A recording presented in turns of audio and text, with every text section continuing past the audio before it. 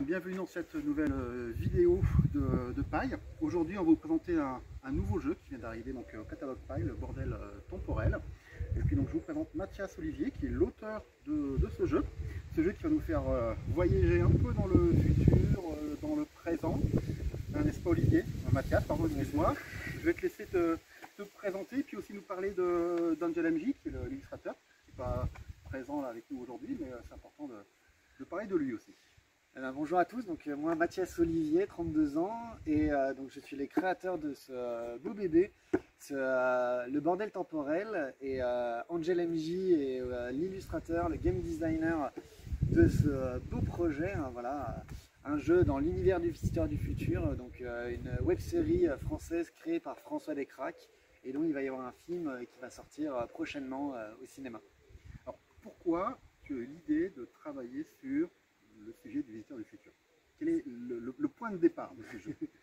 Eh ben moi déjà j'adore cette série et donc voilà, je suis un grand fan de cette série. Je fais partie de la communauté. Il y avait voilà, avec le forum Fan French Nerd, donc une belle communauté. Et la genèse un peu de ce jeu, c'est que j'ai pu faire de la figuration pour la saison 4 du Visiteur du Futur, où à un moment dans la série, il y a des néo-versaillais qui traversent des portails temporels. Et il n'y a eu aucune explication à ce moment-là de qu'est-ce qui se passe avec ces personnages qui sont perdus dans le temps, un peu comme Retour vers le futur ou le film Le Visiteur. Donc tu voulais voir ce qui se passait derrière. Exactement, et moi j'avais cette envie de créer un jeu de société, et derrière je me suis dit mais ça pourrait être une super idée de trouver ces personnages qui sont perdus dans le temps. Et de fil en aiguille, voilà, c'était au début un jeu juste avec les amis.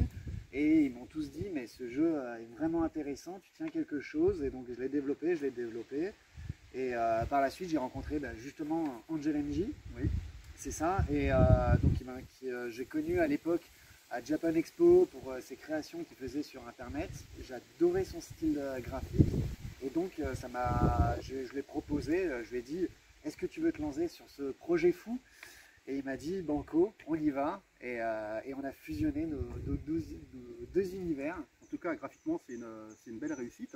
Oui. Et tu parles, tu étais présent saison 4 du Visiteur du Futur. Oui. Et la saison 4 remonte quand même à quelques années. Ça a 6 ans, 7 ans. C'est un projet de longue haleine parce que c'est pas mon activité principale et c'est mon premier jeu. Et derrière, voilà, au tout début, ça n'avait pas vocation à sortir ou quoi que ce soit. C'était juste un jeu pour amis, avec des amis. Et donc pendant quelques années, moi j'ai fait un peu maturer ça un peu de mon côté. Et c'est vraiment il y a 3 ans où quand vraiment le jeu était commencé à être vraiment abouti, où à l'époque j'ai fait une campagne participative sur Ulule pour dire est-ce que cette idée et le développement du jeu intéresse. Et cette campagne a très bien fonctionné. Il y a eu plus de 278% de réussite sur ce projet qui a fait je confirme parce que là, on ne voit pas, mais on vient de préparer à peu près 8 palettes de jeux qui vont partir pour les contributeurs. Donc, il y a beaucoup de jeux. Voilà, il y a plus de 500 colis, donc ça fait beaucoup de jeux. Et donc derrière, voilà, j'ai pu rencontrer Gaël qui va permettre de développer encore plus ce jeu. Et c'est ça, voilà. D'ailleurs, ce jeu, est-ce que tu peux en 5 minutes nous faire un peu le pitch du jeu, nous présenter un petit peu les différents matériels, parce qu'il y a beaucoup de matériel dans le jeu, et précision importante. Oui.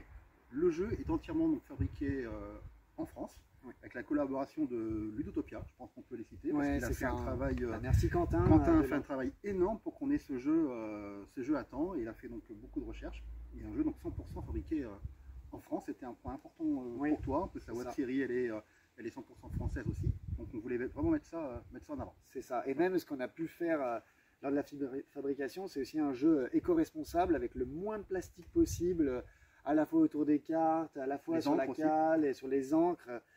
Voilà, c'était quelque chose qui me tenait à cœur, surtout pour mon premier jeu, de faire avec la meilleure qualité possible et donc voilà, avec ces valeurs-là. D'accord, donc le pitch, 5 minutes le jeu. C'est ça, voilà. Et moi je vais vous présenter le matériel. Donc le bordel temporel, déjà, il a une particularité, il y a 2 jeux en un. Ça, c'est quelque chose d'assez unique. Il y a un premier mode de jeu, le mode principal, qui est le mode versus, qui se joue de 4 à 9 joueurs, c'est à peu près 1 heure, où justement on va jouer soit l'équipe du visiteur du futur, soit des missionnaires. Et l'objectif, ça va être de sauver un maximum de personnages qui sont perdus dans le temps, qu'on appelle les néo-perdus. Et l'équipe qui en a sauvé le plus gagne un jeton victoire à la fin de la mission. Et on va faire plusieurs missions, et la première équipe qui a 2 jetons victoire a gagné la partie. Ce qui va être intéressant, c'est qu'il va y avoir, chaque joueur va avoir un plateau, où il y a tout le déroulé d'un tour qui est expliqué. Donc on lit une fois les règles, et après on est tranquille, on a juste à regarder son plateau. On va avoir des cartes portail qu'on va mettre face cachée. On va avoir des cartes en main, des cartes actions qui vont faire différentes actions et différents éléments. Complètement le jeu et l'interaction entre les joueurs et les équipes, parce qu'on joue équipe contre équipe, et non Exactement. pas joueur contre joueur, c'est vraiment équipe contre équipe. Exactement. Et il va y avoir aussi de la monnaie dans le jeu, parce que dans le futur, la monnaie, c'est du pâté pour chat, et qu'on accumule, ça s'appelle les whiz, et qu'on met avec soi, et avec tout ça, ça va nous permettre de jouer équipe contre équipe, et quand on a 2 jeux en victoire, on a gagné la partie. Donc ça, c'est le premier mode de jeu, ça dure à peu près 1 heure.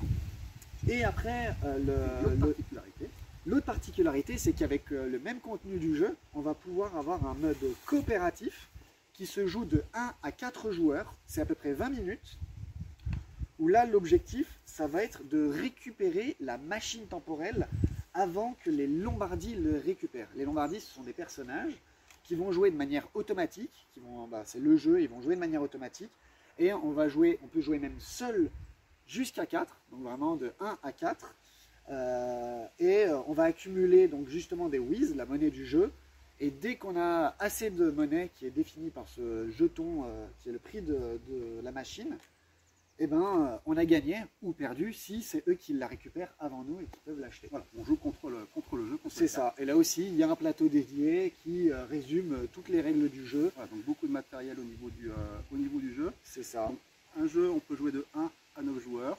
2 modes de jeu, un mode coopératif, un mode versus. Tout est compris dans la boîte. Et il y a aussi... C'est ça, une extension qui s'appelle Paradoxe Temporel. Là-dedans, il va y avoir des nouveaux personnages qui vont amener des nouvelles mécaniques un peu plus complexes et en même temps renouveler totalement la dynamique du jeu. Il va y avoir aussi des paradoxes temporels, parce que si l'ensemble des joueurs n'ont pas sauvé un certain nombre de néo-perdus, ça crée des grosses failles temporelles, et justement, il va y avoir des paradoxes temporels qui vont être piochés, et chaque paradoxe temporel change les règles du jeu. Donc à chaque carte, vous découvrez totalement un nouveau jeu du bordel temporel. C'est pour ça justement qu'il s'appelle le bordel temporel.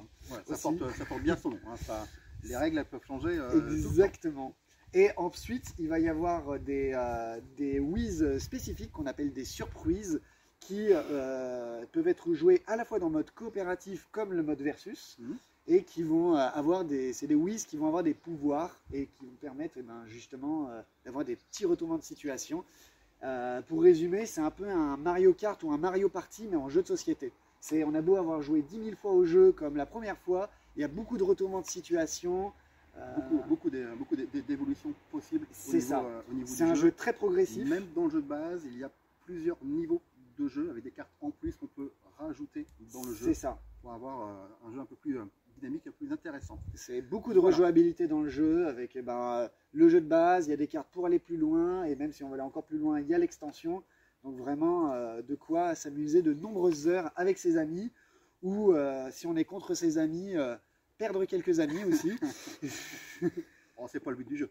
Après, on peut jouer en équipe, mais on peut trahir son équipe. Ça c'est bien, ça aussi, on peut changer l'équipe. C'est sympa.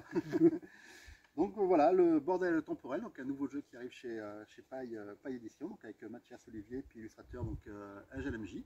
Donc bientôt disponible pour tout le monde. Et n'hésitez pas à nous suivre sur les réseaux sociaux, les pages Instagram, Facebook et aussi la page